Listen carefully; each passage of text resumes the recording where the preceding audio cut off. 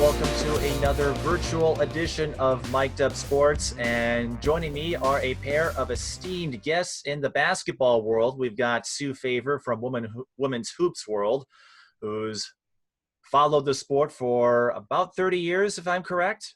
Yeah, about 38. 38. And Lisa Boyer, associate head coach for South Carolina. Lisa, you've been a trailblazer. You were the first female coach in the NBA, and for the last decade plus, you've been alongside Dawn Staley at Temple and at South Carolina. And I know the two of you have been paying attention to what's been happening over the last few weeks, as we've been having many conversations about society, racial justice, things like that. So I'll start with this. What would you make of the last few weeks and the response, the conversations that we are having across the country about what occurs or what has happened to folks like George Floyd or Elijah McClain recently, and others who have brought attention to some longstanding issues? You want me to go first? Coach, why don't you go first? Well, it's been very emotional. It's been an emotional roller coaster. I've known Dawn a long time, way before I got, I actually coached her. I met her in 1996, so we've been friends and coworkers for quite a long time. But I've been in a lot of different situations with Dawn because we're friends. On top of working with each other, we're friends. I mean, she's like family. She is family to me. So. It's been very difficult, even more difficult having discussions with our kids because most of them are Black and it affects them. And it's, my worry is always about not only them, but I worry about their dads, their brothers. It's so surreal. It's real, but it's almost like it's so surreal. It's like you couldn't even make this up, like it's so crazy that you just can't even make it up. So very difficult, very emotional, and obviously, has the attention now of the country, thankfully.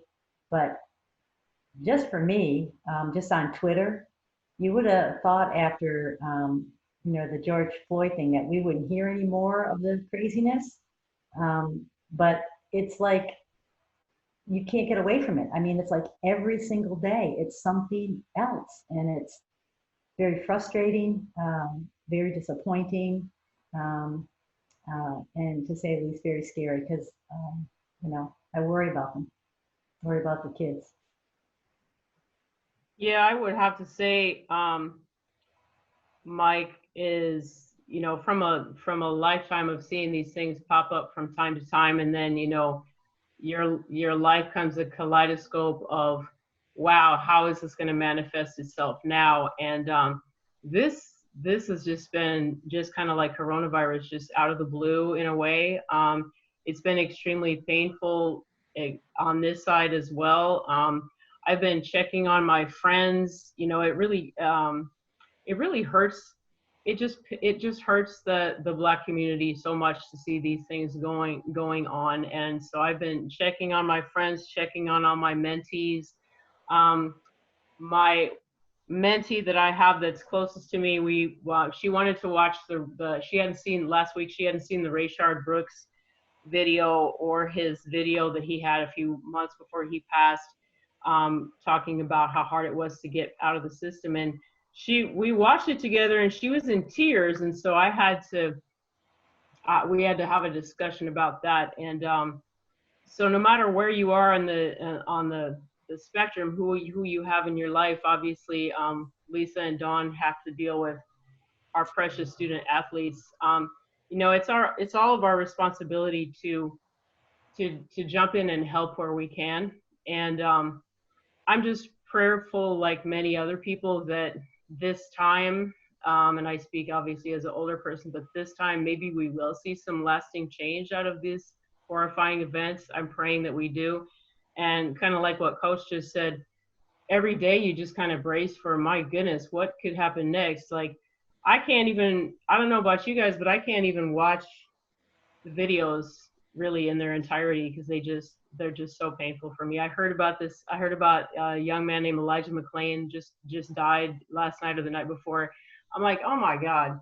Now I have to decide, how I'm gonna learn about this without watching the video, because I can't watch the videos of those things because they're just too painful. So anyway, I guess that's kind of a convoluted answer to your question, Mike, but it's just a lot of stuff going on. And I think I think we all need to do our part, whatever that part is, to assist in some way throughout this time, and hopefully it'll lead to better things.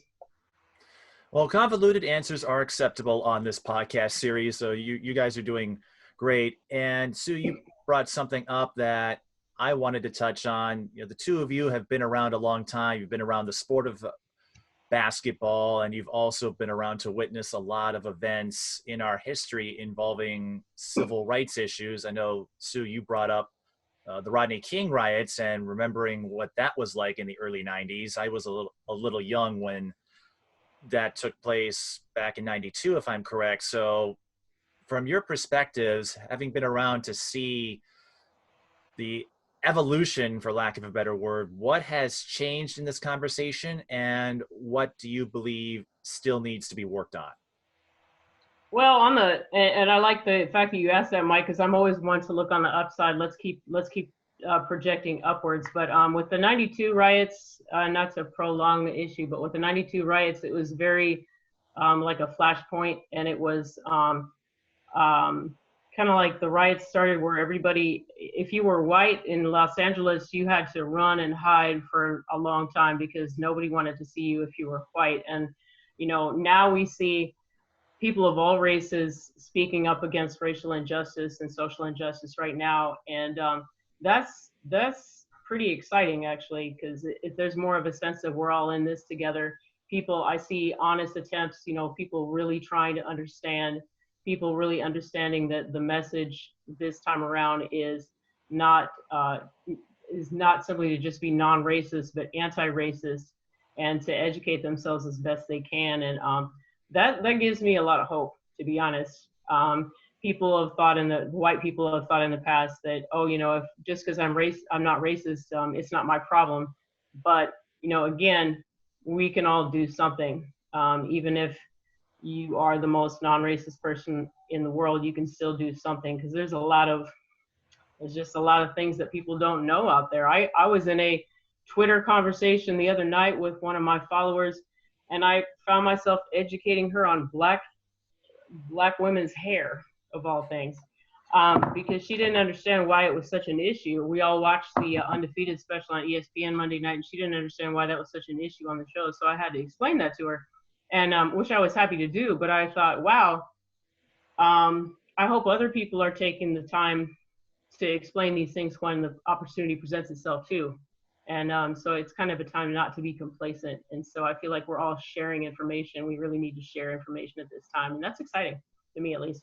So, yeah.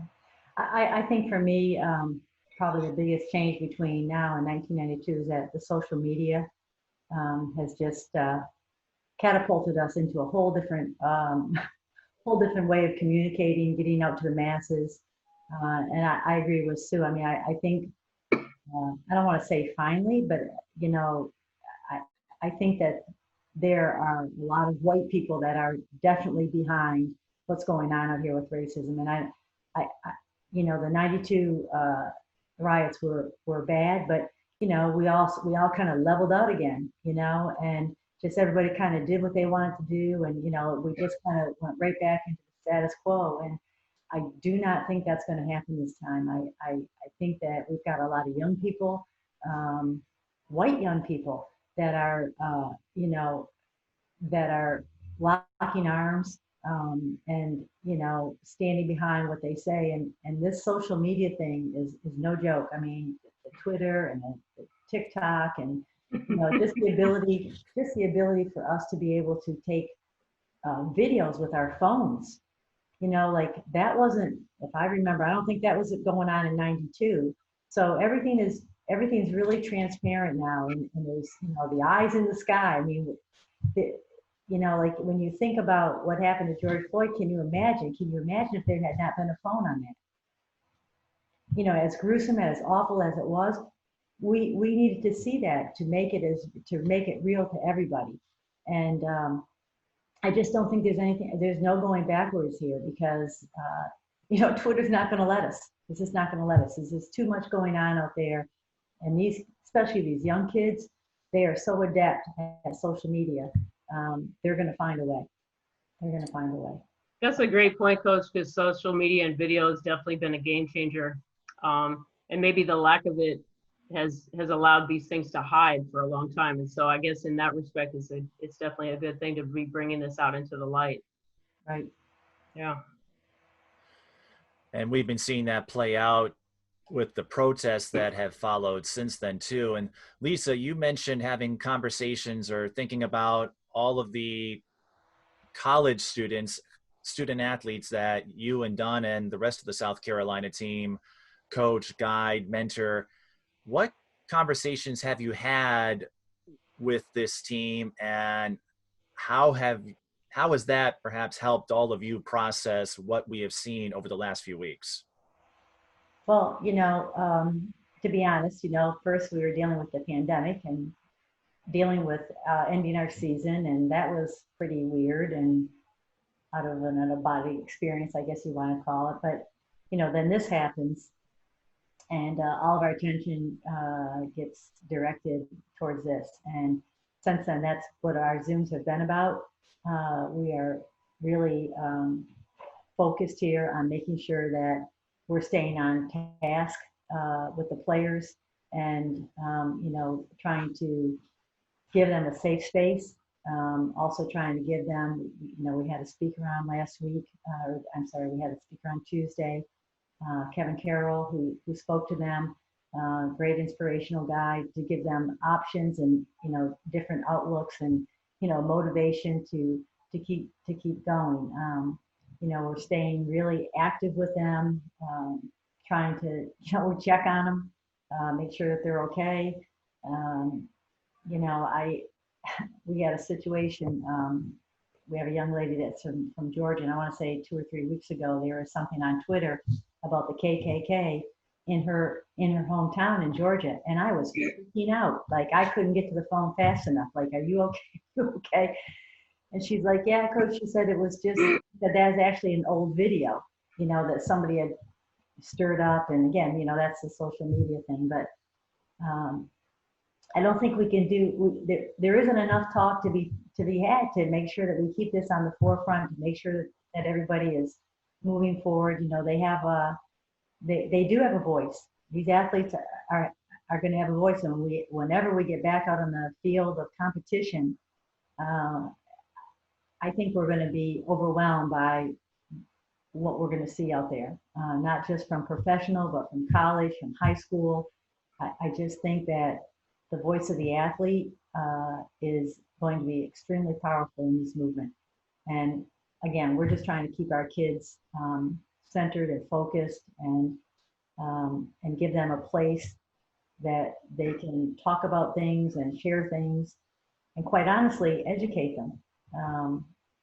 You know, like we had in this conversation, you know, we're talking about reading books and that kind of stuff, but I tell you, this generation, they're not really readers, okay? They're Netflixers. Mm-hmm. And, you know, we talked about different things that they could watch on Netflix, you know, like, what is it? Is it No Mercy? Is that what it's called? Or Mercy? No, Mercy. Just Mercy? Mercy, it's just called Mercy. Okay. So, Oh, that movie, yeah. yeah, the movie. So you've got to, you know, you got to make sure that they're, you know, that they have opportunities to see things, outlets they look at, you know, like I would love for them to read. You know, I would be happy if they watch the news at night. That would make me happy. Even 30 minutes, I've asked them to watch the news because, you know, I want them to know what's happening politically out there. You know, obviously we want them to vote, but they got to know what the issues are. And, you know, we forget they're kids. They're kids. You know, they're 17, 18, 19-year-olds, and they grew up in a much different environment than I did. I'm not going to mention, you know, anybody else on this, but I know they did. And so they're wired differently. And I think we just need to be always cognizant of that, how they retain information, how they get information, what they do with that information. But, you know, for me, this is just me because I've asked them, I'm like, just please watch the news for 30 minutes a night. Just give me 30 minutes, you know. But yeah, we are extremely active with them. And we've got a young lady on our team who's our SAC member. You know, she's our SAC representative, and she's been really, really good and really outspoken. We're starting to hear her voice. I think, you know, like a kid like that, her whole life is going to go in a different trajectory off of this.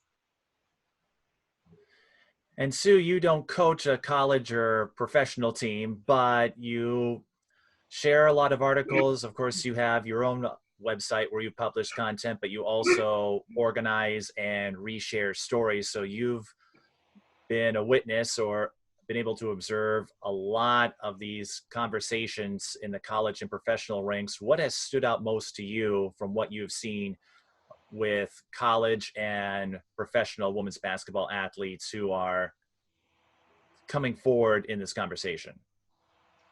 Oh, that's a good question.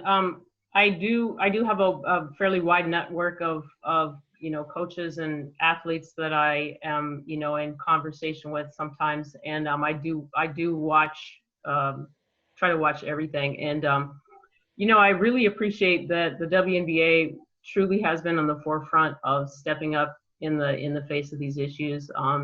WNBA players were doing this in 2016 after Philando Castile passed in Minneapolis, and for women have been less shy about using their voices than other pros for whatever reason, and I really appreciate that. So I'm proud of that women seem to be on the forefront of those things, and I do see an increased willingness to be out there, regardless of whether you're a collegiate athlete or a pro athlete, as far as just speaking up and using your voice. And I really appreciate that. And again, it seems to be women on the forefront for whatever reason. There's been a few college athletes here and there that have kneeled during the anthem and shown their support in other ways. And that's pretty uplifting to me. It kind of goes along with what Lisa was saying about the Generation Z is what we're in now. Is they're just kind of different. They are they're more willing to do things like that, and they're down for the revolution. They're ready to go, and that's kind of exciting. We'll kind of see where it goes as far as this, but I just see more and more women in basketball willing to lead the conversation, and I appreciate that, because if you think about it, you know, sports is a natural place for these types of conversations to grow out of, because sports is kind of a magical bubble where, you know, if you come as close in sports as you ever can on this earth to, you know, forgetting about racism for a while, because sports is kind of more of a level playing field than any other arena that I can think of. And so it seems like a natural place, because sports also breeds natural leaders just from, you know, just by virtue of the fact that it's sports. And so I think it's an exciting time. I definitely also see, like Lisa said, that sports, you know, athletics will probably lead the charge in many of these ways, you know, right alongside the activists. And Lisa, as we noted before, and as you stated, you've known Dawn Staley for a quarter of a century. The two of you have been together at Temple, and for the last decade, I believe, at South Carolina. And you've demonstrated your awareness of the situation and just your support of the athletes and what they do. How would you say working alongside Dawn Staley, I don't want to say opened your eyes per se, but how do you think that has helped shape your perspective, getting to work alongside her and see what she has been doing to promote this conversation? Well, I think Dawn, you know, I think Dawn's voice is just beginning. I think her life is going to change as well. You know, I get emotional when I talk about it, because I have been with Dawn, known her a long time. We're obviously really good friends. I've traveled with her. You know, these are just little small things. You know, we'll be in line at the airport, and we'll be say we're flying US Air or whatever. It was US Air at the time. And we were both premium, both premium members because we fly a lot. And we're in line. She's in front of me. And the woman behind the desk will say, do you know that you're in the premium line? It's Dawn, right? And she turns out, she'll look at me, and I'm I'm like, just stay calm, like I'm trying to calm her down. And when I look back at that now, I'm like, maybe I shouldn't be trying to calm her down, I've been in Neiman Marcus with her. I can't afford anything in Neiman Marcus. That we're there because Dawn wants to shop there. And, they will come around to me and ask me if I need any help. And, now that's not the way it is anymore because she's been in some of these stores enough that they know now. But I mean, these are just blatant, obvious, not to mention the countless times I've been with her. Sometimes we get on the bus and the bus driver will think I'm the head coach. I mean, and Dawn, and I try to give them the benefit of the doubt. I'm older and Dawn looks young, but I don't know, y'all. I mean, I'm thinking that if you're driving for us, that you should know who the head coach is. But it's things like that are, in the big scheme of things, those are kind of tiny things, but they're not really tiny because it happens over and over again. And who Dawn is and what she's about is definitely shaped by where she's from and what she's endured. And, she was just on a podcast or a Zoom the other day. I mean, I learned something about her that I never even knew, growing up in the projects, some things that happened to her there. And I mean, when you think about, like, I've been there, I know I've been down there, I've been in that neighborhood, I've been at 25th and Diamond more than, plenty of times, because especially when we were in Philly. And, again, just the things that she's been able to do because she was able to bounce a ball. And she's not only changed the trajectory of her life, but of her family's life, of her nieces and her nephews, of her mother, so, and she's in a different place now, but the voice, and the person of who she is has not changed a bit. She has not forgotten one instance, not one thing has she forgotten. She's in a different situation now, but I think we're gonna hear Dawn's voice loud and clear. She's really passionate about it, and I hope that I'm there every step of the way because I wholeheartedly support her, and hope that whatever it is that I can do to make a difference to help her, make a difference. But I do think we're gonna hear Dawn's voice. You guys make a great team, and I have to say, Lisa, that I'm already impressed through the roof by Dawn, as you know. But a couple of weeks ago, when she was making some statements on Twitter, and I think you guys lost a few season ticket holders just for her making some basic statements about Black Lives Matter, Mm-hmm. and she stood up to that. She said, "Okay, thank you for your season ticket ship, and take care." And I just thought that was pretty cool. So I see her definitely on the forefront too. She's ready to go. I love it. Yeah, she's not, Dawn's not afraid. And what was really interesting to me is that, yes, you had some people that weren't going to be season ticket holders anymore. And then did you see the tweets after that? All the people said, good, we'll buy your tickets. Yeah. and we'll give them to somebody else who wants to be there. And, again, there's going to be backlash. We've talked to our kids about that, it could happen. And we're really blessed because we have a very good, our fan base, we call them fams, and we mean that in every sense of the word. They're family to us. They have a lot of have access to us, I mean, they have a lot of access to Dawn. I mean, Dawn has really extended herself, and she's extended the team. And so this is a community. It's a rather small community, but but we're in the South. So I mean, not everybody's going to agree with her or with us and what we're doing as we move forward, but I don't think Dawn's going to flinch.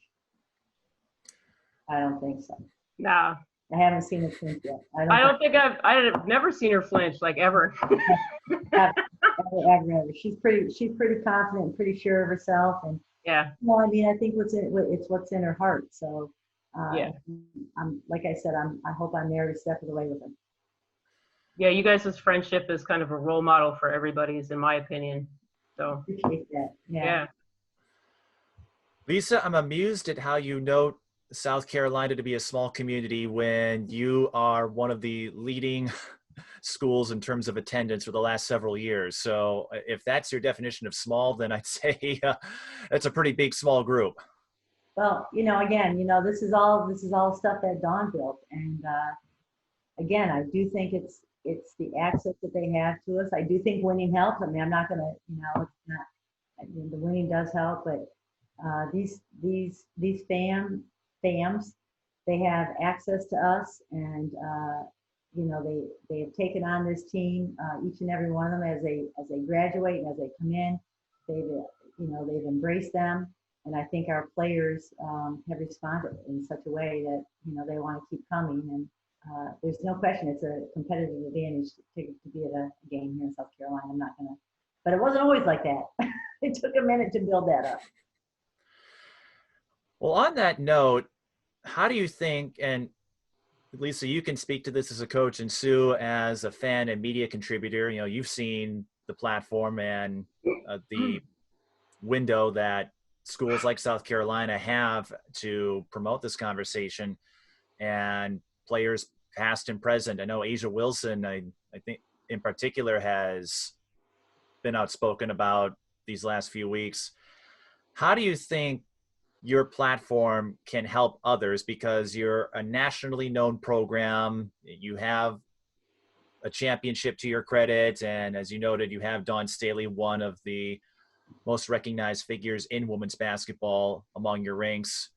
How do you think that platform and what you've been able to do as a program feeds into this dialogue? Well, I don't know how it's going to be received nationally, but I know locally, I think that we could have a pretty lasting effect. Just because, again, the access that we have, I think Asia was just here this week, and it was really good to see her. She's also, I mean, she's also watching coach. She's seeing it. I mean, all these former players that played here, I mean, they know what Dawn is all about. They know that we got their back, and we always will, and that this is. I mean, I think a lot of programs, we all aspire to have a family.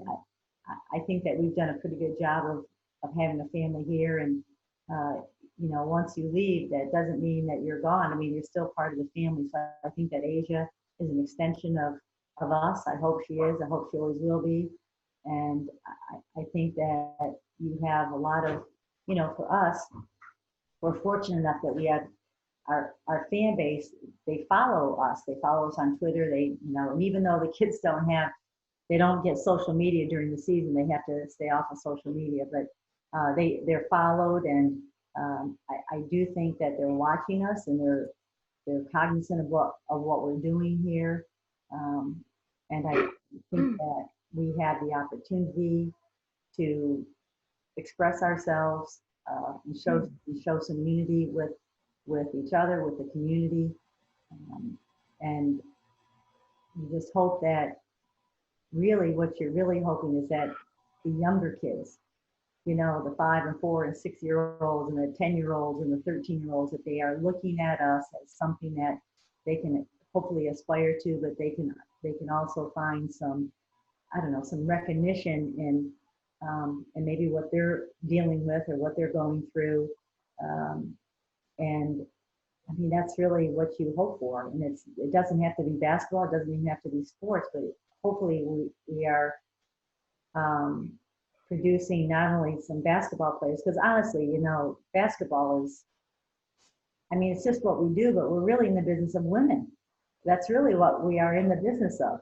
And and getting these women to, yes, we'd love for them to play in the WNBA and play overseas, but that's such a, when you look at it, it's going to be such a small part of their lives, you know, like you just want them to be so much more than just a basketball player. And I hope that we are helping them find themselves as they come here, because the basketball, especially with the age of 18 and 22, like there's such a huge change in them Oh from my when they're gosh, freshman to a senior. light years. It's light years away, as it was for all of us. I mean, all of us went through that. It's not just because they're basketball players. It's, I mean, that's just a time that, you know, if you've gone to college, I mean, you really are becoming an adult. And Yeah. you know, I think the responsibility is on us as coaches and administrators and, you know, teachers, that we continue to show them things other than just how to, you know, defend an on-ball screen. It's just so much more than that. And to get them to be responsible and to let them know they have a voice, and, you know, to just be good human beings. And so, do you have anything to add from your perspective as a fan and media member? Well, obviously, you know, as human beings, we're programmed to look for leaders and to look for stars, and so it's natural to look up to the leading coaches and programs in the game. So, you know, whenever Gino Auriemma speaks out, people listen. Dawn has a lot of clout now, and also as a Black woman too, being a head coach and being the second Black woman to win an NCAA championship, that carries a lot of weight. So the fact that she's, you know, more than willing to step up and use her voice in that respect with that type of clout is very significant. And I'm encouraged because, you know, she's leading the way for others. We've seen a lot of this spring. Ironically, you know, the good always comes with the bad. And so one of the good things about this spring was the number of Black women that have been hired as head coaches in the last, you know, 6 months. And that's great. That's just really exciting to see, because, you know, that Black women have been underrepresented as head coaches. And so Dawn is definitely paving the way for other people. And then she's also kind of paving the way when she speaks up for others to realize that it's okay for them to speak up too. And, you know, it's great. We need to hear that as we see more women rise into the ranks. We need to see more people come forth and not be afraid to talk about their experiences and to talk about doing what's right, because that's really important. People are always looking for people to lead the way. And, you know, Dawn's been really great about that. And I personally really appreciate it. Now, I know there's some time constraints here, so and there's a lot I think you and I could talk about, or all of us could if we had a little more time. But I want to leave with this. For the two of you, how can we move the conversation forward? And I say we because this really is a multi-pronged effort. It's not just any one person or community. It is truly a we effort. So how can we move this conversation forward so that we don't have to go through the same cycle of hashtags like George Floyd or Elijah McClain or Rayshard Brooks, and change those hashtags for the better, if you know what I mean? You know what, Mike, the first thing that comes to mind is just keeping us in conversation about it and not letting it just fade away. As it has in the past, it's had a tendency to fade away. So it's up to us to keep it in the conversation first. And then it is up to white people to speak out more. Unfortunately, you know, white people still have the power more so right now. And so it's up to white people to speak up, lead the conversation, engage in the conversation, and make sure the conversation is still going. That's just my opinion, though. I mean, I agree with Sue. We just have to, we can't get tired of it. We can't fatigue from it. You know, one of our players, when we were on one of our Zooms, we asked them what we could do, you know, to help them. And they just asked that the adults, the coaches, that we retweet or like the things that they're putting out there. Mm. it in the forefront, you know, and Sue, certainly you know, you have so many followers and stuff, you know, I mean, um, that the more you retweet and the more you like, you know, and it gets to everybody. I mean, I, I, I just can't dismiss how powerful this social media is. And honestly, guys, even if the last 2 weeks, if they continue, this is never going to go away because it's Yeah. always in the forefront because there's always some idiot out there that's, you know, uh, there's always somebody and they're being caught on, you know, and being exposed or however you want to say it. There's just this morning, the 3 cops in Wilmington, North Carolina. I mean, they're being Yeah. fired because Yeah. they had a conversation that it's, I mean, you know, it's really, it's almost unbelievable that it's true. And, you know, Yeah. I just think we need to keep at it. And I'd like to think that I don't think, again, I don't think this is going away anytime soon. And I think it helps that, you know, I don't want to say it helps, but we got to get out and vote. We got to get people to Yeah. vote. I True. don't care who you That's vote true. for, just vote. And, you know, we're, again, right now, we're just introducing our kids to that and educating them on that. And their eyes are wide open because, again, this is stuff that I don't think they think about. And you know, so you just made me think of something, Lisa. I think also young people need our generations to model resilience for them because we're you know, we were raised to keep trying, and some of the younger people tend to try less than we do. So I think it's also maybe up to us to model how you have to keep agitating and keep agitating and keep agitating and don't give up until you get what you need to get. So that's a thought. So, Well, I appreciate the thoughts that you have shared. And again, if we had more time, we could go on so many avenues with this, but this is one way to move forward the conversation. And I'm looking forward to seeing what the two of you and the rest of the women's basketball community does to keep this in the limelight. As you noted, Lisa, this movement has staying power that we haven't seen before. And when things go back to normal, whatever that means, we're not going back to an old version of it. There will be a stronger, more competent pose or stance from coaches and athletes and media members and everybody. And I'm really looking forward to seeing how that changes the dialogue that really should have taken place years ago. But as the saying goes, no time like the present. So Right.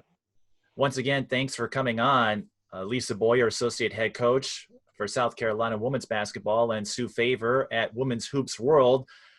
And these are two females, two women you will be seeing a lot of when college basketball returns. And I'm looking forward to the dialogue and the conversation. So once again, thanks for coming on. Thanks for having me, Mike. I appreciate it. Thanks. Yeah. It was nice meeting both of you. Yes. And if you want to be a guest on a future episode, just contact us at tsbtelevision@gmail.com or hit me up on social media at @TheMikePeden on Twitter and Instagram. That does it for this edition of Mic'd Up Sports. Thanks for watching.